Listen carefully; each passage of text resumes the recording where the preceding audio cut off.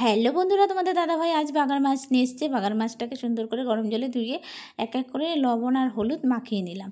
তো তারপরে আলুগুলোকে ছোট ছোট করে কুটে নিলাম, মশলাটাকেও করে নিলাম। তো এরপরে টমেটোটাকে কুটে নিলাম। তো দেখো বন্ধুরা, কড়াই চাপিয়ে দিয়েছি, কড়াইটা গরম হতে থাকুক, তেলটাও গরম হতে থাকুক। তার মধ্যে তোমাদের মশলাগুলো কী কী দিয়েছি বলে দিই। তো মশলাটার মধ্যে দিয়েছি জিরে দিয়েছি, ধনে দিয়েছি, লঙ্কা দিয়েছি, রসুন দিয়েছি, পেঁয়াজ দিয়েছি। পেঁয়াজ কিন্তু অর্ধেক দিয়েছি, মাছে বেশি পেঁয়াজ ভালো লাগে না। তো এরপরে তেলটা গরম হয়ে গেছে, দেখো একটা তেজপাতা দিয়েছি, আমি জিরে ফোড়ন দিই না।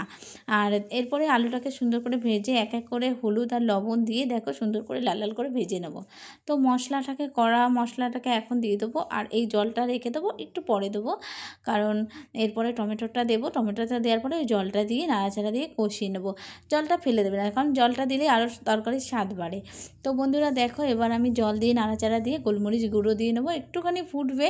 ফোটার পরেই মাছগুলোকে দেখো, ভেজে মাছ রেখে দিয়েছি, এই মাছগুলোকে এক এক করে ঝোলের উপরে ছেড়ে দেবো।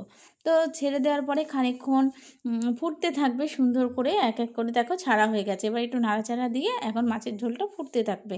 তো আলুগুলোকে এবার নেব, একটুখানি আলুগুলোকে গলিয়ে দিলে কি হয়, তরকারিটা বেশ ঘন হয়, দেখতেও ভালো লাগে আর খেতেও ভালো লাগে। তো আলুগুলোকে দেখো আমি সুন্দর করে থেতলে নিয়েছি, এরপরে দিয়ে দেবো ঝোলের উপরে। তারপর সুন্দর করে নাড়াচাড়া দিয়ে একটু ফুটবে, ফোটার পরে দেখো আমার বাগান মাছের তরকারি রেডি।